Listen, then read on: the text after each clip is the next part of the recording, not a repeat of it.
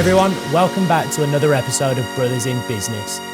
2024 is behind us, and we want to take the time at the beginning of the year to really drill down on what we feel are going to be some of the real businesses that could be successful in 2025. And if you get started right now, you can use this as to your advantage to get your business started and make 2025 the most successful year so far. So, straight into it. First business, what do you think is going to be a really, really good, successful company in 2025?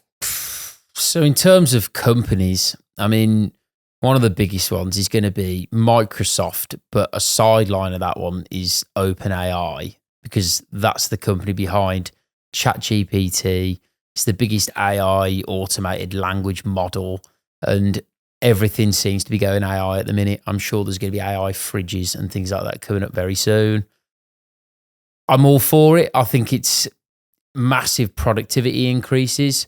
I think it's just got to be used in the right way, because sometimes it can just be used and abused, and no one wants that. There's got to be a human element, hasn't there? But it's a great first point. At the minute, AI isn't yet taking over. It's almost like an addition. It complements current businesses so well. So what I would suggest is think about what businesses are quite outdated currently, and think about how you could amalgamate AI into those businesses to try and do something different and really sort of propel that sort of area of the market into the 21st century, or even into, later now, 2025. We're into the first quarter of the century, which is crazy to think already. Time's flying. Halfway to 2030. I know, I can't believe it, but it's genuinely, technology is flying at the minute, and there are so many changes. So in 2025, if you haven't got a business already, start to think about looking at the landscape of businesses that you think could be a little bit outdated. But before you start doing anything, think about what you're passionate about, what you enjoy doing, or failing that, what your strengths and weaknesses are. And we talk about it in so many episodes that we've done. If you're going to start a business and take that leap of faith, you have to find something that you already have a set of skills in and a strength in, because you will find that so much easier when you start the business journey. When you've got an immediate propensity for it, it will make your life so much easier. I mean, it's exactly that. I mean, anything, if you're going to go into your own business, I mean, I watched a video of, with Kevin O'Leary the other day, and he just said that anybody who's gone into, been an entrepreneur, starting a business, who's thought, I'm doing this to make money, he said all of them fail. He said, because you can't make a successful business if all you want to do is just make money. You have to have a passion within the thing that you're doing, because otherwise the first 1, 2, 3, 4 odd years, a lot of the time, you're not going to be making any money. You're going to be on a lesser salary than you would have been if you're working at Mackey's or working somewhere like that, because the amount of sacrifice you got to go through at the start is huge. And you're working twice as hard for half as much. Yeah. It's crazy. And this is what we tell everybody who actually wants to start a business, and they say to us, they think it's just this easy path, this road to the pot of gold at the end of the rainbow, and it never is. There are so many sort of twists and turns and back pedals that you have to do along that business journey. So if you are going to start a new business in 2025, the answer is there is no business that is going to be successful or fail in 2025. You can do anything within reason. Nothing is off the table for you.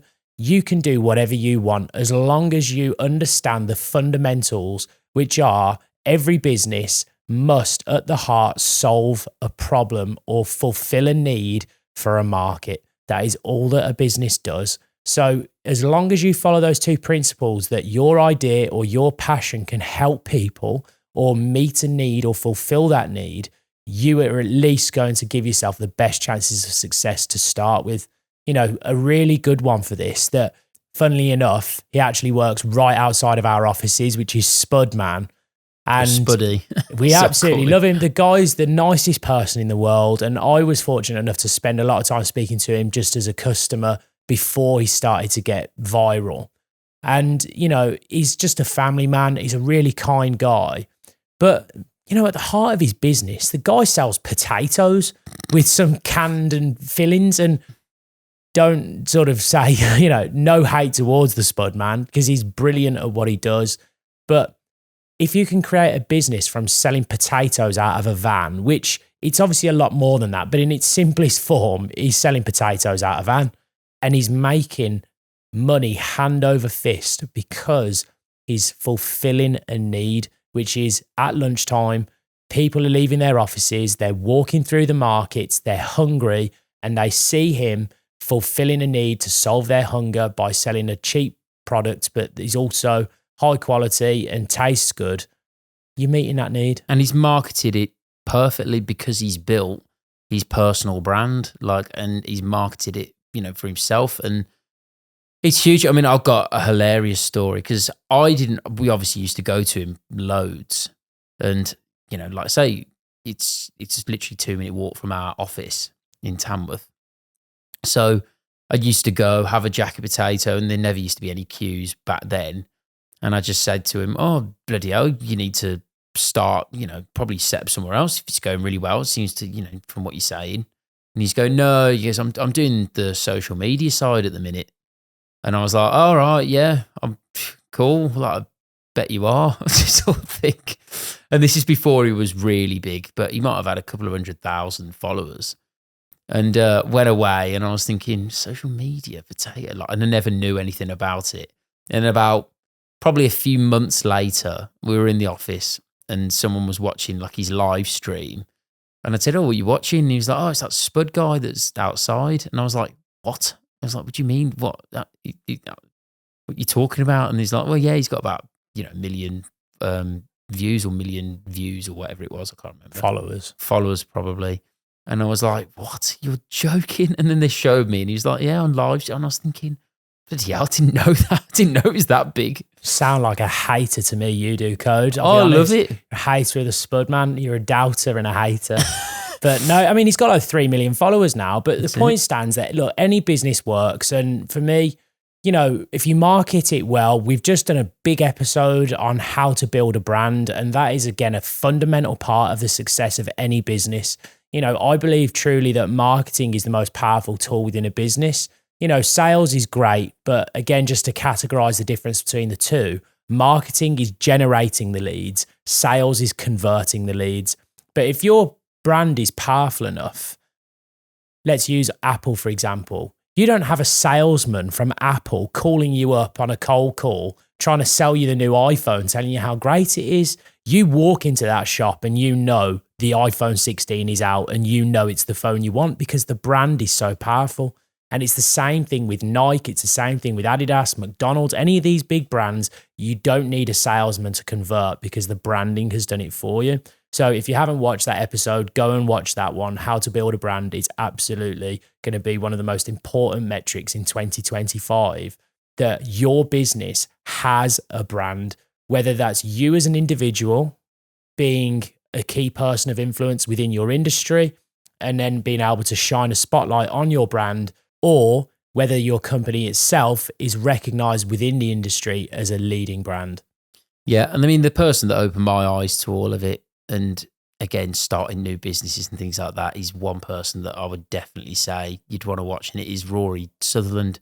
Probably be some sort of photo somewhere of what he looks like. But he blew my mind with some of the things that he was saying when it comes to marketing, how to market products, whether it was, you know, trains and ideas on that, whether it's energy drinks where he's saying they make them taste not that nice, but nice enough to believe that it's going to have the effects in the drink. Same with protein shakes and protein bars. Same as the one again that he said about was like bug spray and mosquito repellent, that in theory they could make that smell like candy floss, but they don't. They make it smell horrendous for a human. So humans go, bloody hell, if that's how bad that is for me, how bad is it for the fly? It's like, it's all marketing and branding stuff. And he's a genius with it. Well, for me, building that brand, like you said, in 2025 is, like you said, it's absolutely massive. And learn from people like Rory Sutherland, learn from people like the business owners of the world, like the Jeff Bezos, like the Elon Musks, and just you can take inspiration from those brands and see what they're doing to help you on your business journey. But the biggest one is currently in 2025, we are in an attention economy. And the person that holds the attention is the one that is generating the money, because brands and sponsors want to work with the people that have the eyeballs on them. Mr. Beast is an amazing example from this. You know, the guy commands so much attention now from so many different sources that to sponsor one of his videos must be in the millions to feature. So again, recognize that when you're starting a business, but taking it right back to the sort of bare bones, when you are starting a business, whatever it is, whether it's in marketing, whether it's in recruitment, whether it's in hospitality, whatever it might be, the first thing that I would do is have a look at the competition and then evaluate them and critique them so heavily that you come up with a list of ideas that they get wrong in their business. And you can do this with any company. For example, if I was to go and start a coffee shop, I would go to Costa Coffee, I would go to Starbucks, I'd go to Cafe Nero, I'd go to all of them, and I'd look at what they did well, what they did badly. And then I would think about, if I was to launch my own coffee shop, what would I do differently? I might even ask some of the patrons that are inside what they enjoy, what they don't like, or what they wish was present. I spoke to someone this morning that literally landed themselves at a Costa this morning, hoping for a nice tasty treat in the morning for a bite to eat, and they had no fresh food available. Now, if that's going to be a problem, make sure that when you listen to these things, be receptive. And then when you create your own business, make sure that you are solving those problems that the customers who are in the other businesses are currently facing, and then market the hell out of it and really stick it in your competitors' faces, make some noise. Even you can be fun with your advertising as well and sort of say, you know, Barker's coffee shop, we never run out of fresh food, unlike some, and then put like a Costa Coffee logo or something and try and be cheeky with it. Obviously, you don't want to get sued, so you've got to be careful, but you can do fun things like that. And again, we talked about in our branding, even if you've got sued, you know, there's just great, that's great advertising. You know, that's great. It's great for the attention. It's great for the brand. So, you know, that would be the first thing for me. If you're starting any business, identify some of the problems and then improve them or solve them. Yeah, I mean, you just said that. It made me think of a Dragon's Den episode where there was a guy that came on with what he called the eye glove. And, you know, everyone went out apart from, I think it was Duncan Ballantyne. And he was basically saying, you know, if we get sued, I know it's Peter Jones, sorry. He said, if we get sued, it'd be the best publicity we've ever had. And it'll be like, and you'll win because it's your name and no one can take your name away and something like, it was along them lines. But yeah, it just shows you, though, that even those hyper-successful people still think the same thing. No, 100% agree with you. But I think the next one that's absolutely massive is for anybody starting a business, especially this year, is don't let the hurdles that get in the way get you down. You know, everybody falls, everybody goes through those sort of difficult times during business. And the successful ones are the ones that never give up, the ones that when problems arise, they find a solution to them and make it work in whatever way they have to. And every business is different, but they're also very similar at the same time. No matter what business you're in, once you get to a certain point, they all have a marketing division. They all have a sales division. They all have an accounting division, a management division. That's just standard across the board. Every business does start to become the same. So make sure that when you're starting a business, you take a real interest into every aspect of it, that you are competent in every single area, because the worst thing that's going to happen to you is that you do really well on your sales, but your marketing falls into the floor, or you do really well on sales and marketing, but then your cash flow kills your business because you've decided that you've forgotten about the most important factor of any business, which is rule number one, money in. That is the first rule of any company that gets started. Your first thing that you need to think about is, how am I going to generate cash into this business? Yeah, and a lot of it as well, you know, it's trial and error, you know, and I think if you do it as resourcefully as you can, you're not going to end up massively in a hole of debt you can't afford to pay off. I think, it doesn't take a massive amount to do market research and walk in the streets and ask questions. It doesn't take, a massive amount of effort to do polls or do a design on something or do these things. So start with the small stuff first and then build out from that. Because the best thing to do is to at least start. The best thing would be to not focus on the biggest thing and the biggest, most expensive things. Because if you do fall down, it's not going to end up going very well.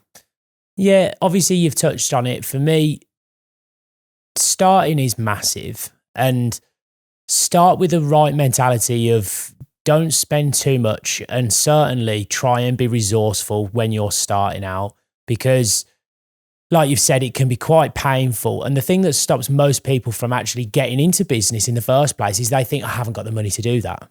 I haven't got the cash. How much do I need to, if I want to, let's say, have a coffee shop, it's going to cost me, £50,000 a year in rent, and I need to spend 10 grand on equipment, and I need to spend 10 grand on a website. And they've not even tested whether anybody will even like their coffee.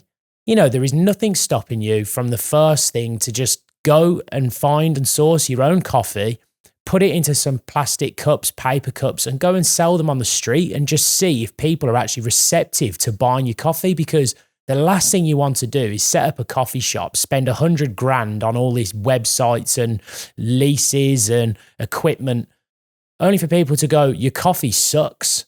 And you can solve that problem by simply just going into the street, building up some capital yourself, selling cups of artisanal coffee, go to a place where you have a market for it straight away. So that would be my next piece of advice. For example, if you're selling coffee, go and stand outside the coffee shops, go into the busy work areas where there are going to be a lot of people on the move, people such as business people that are looking to drink coffee and get that buzz throughout the day. Be where they are and be where your customer is, and then sort of see if they would be happy with your product. And then you can start earning some cash that way, and you can create your own money without even having to spend a penny. Yeah, and I did it as well when I'd started, again, a smaller scale business away from this. Is just a bit of a side hustle where, just hair products for men. And I didn't go out and buy, tens of thousands of pounds worth of stock and then set up a website that's cost thousands of pounds, like you say, and then do all those things, hire someone on sales, do this, and then try and sell it. I bought samples in, I passed the pot round to people and said, try it, let me know if it's rubbish or if it's good, because I'm actually going to buy it if it's good.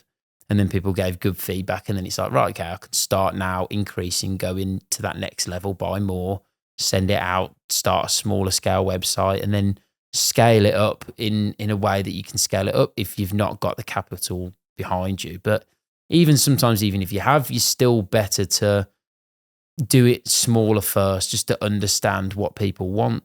We did it once where we ran before we could walk. Well, it wasn't really us, but we ran before we could walk, spent a lot of money, and then realized there was no real market for the product. Which is a great point. And again, one I've touched on is go to where your customer is. If you think about it like this, if you were selling street food and you had the best burgers, you had Gordon Ramsay level burgers that you had to sell, and they might even be the best price. They might be the best price for miles, and you're set up shop and you're selling your burgers and you're in the middle of a rainforest. No sales at all.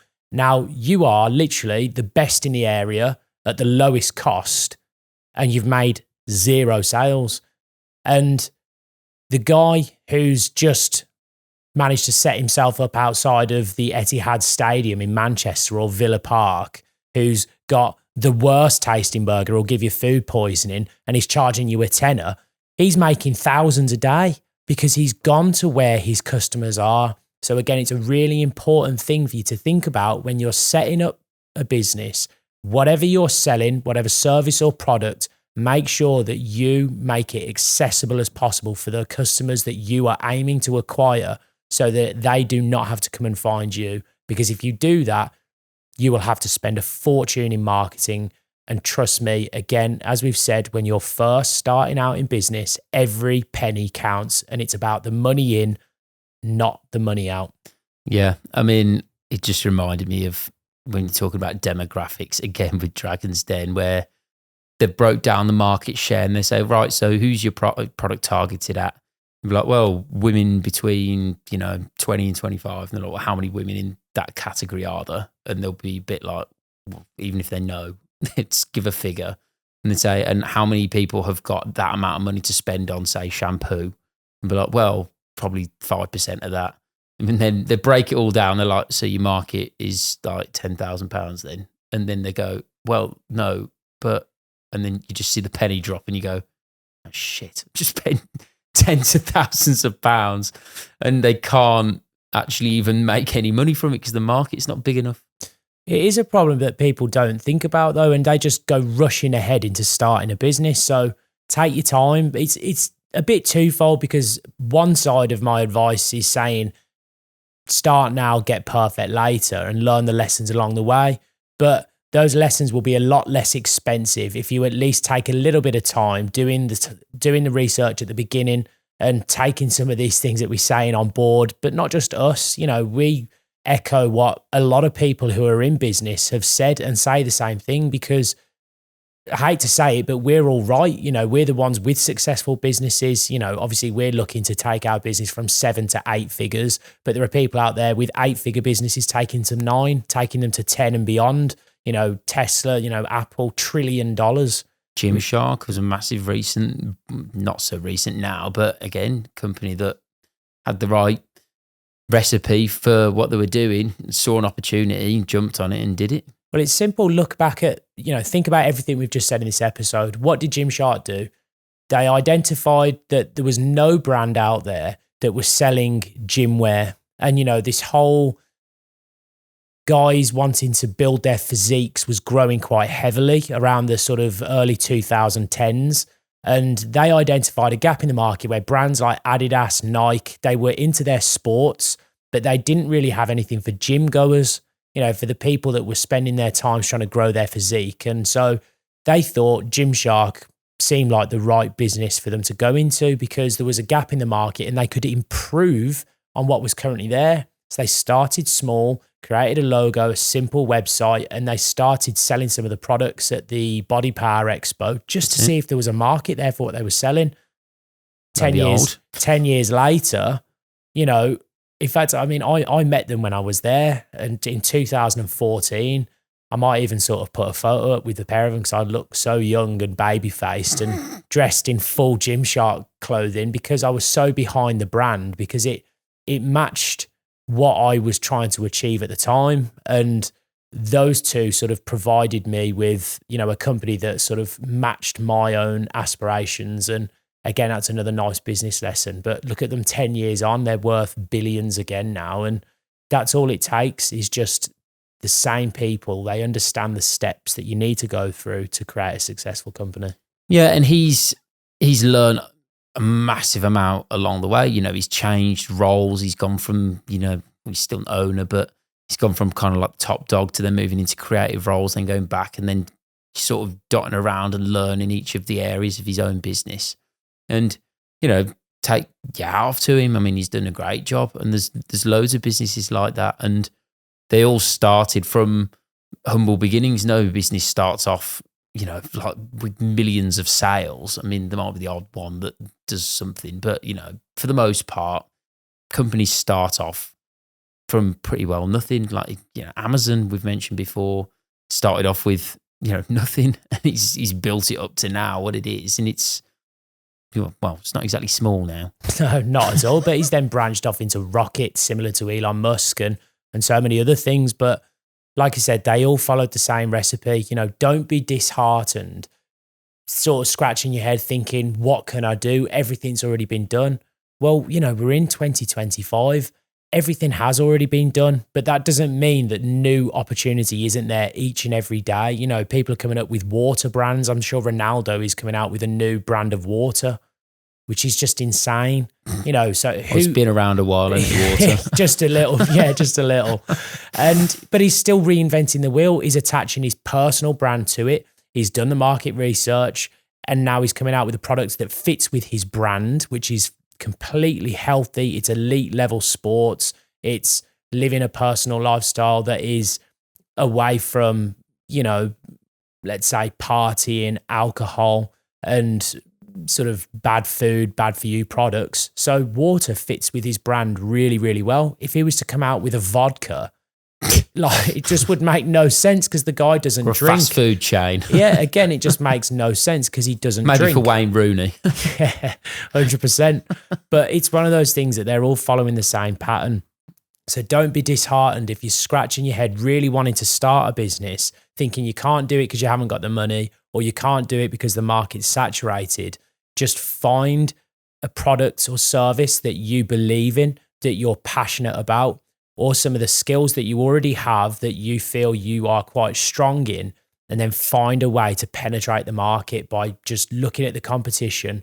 Where are they going wrong? What mistakes are they making? Speak to their customers, and then just capitalize on that and just go all in on those problems, because trust me, you will find a business from that, and it will work every time because you are solving the problems and then fulfilling the needs of the customers.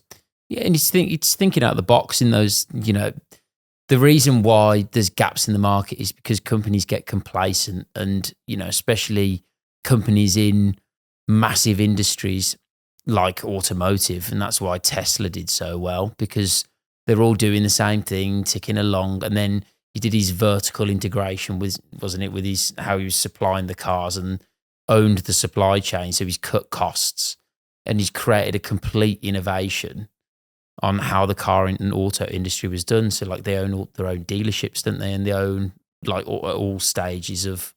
It's just a different way of doing things, like you were saying. But I mean, if people like that never started, you could look at Apple and go, no, I'm not going to start because Microsoft exists. So why would I?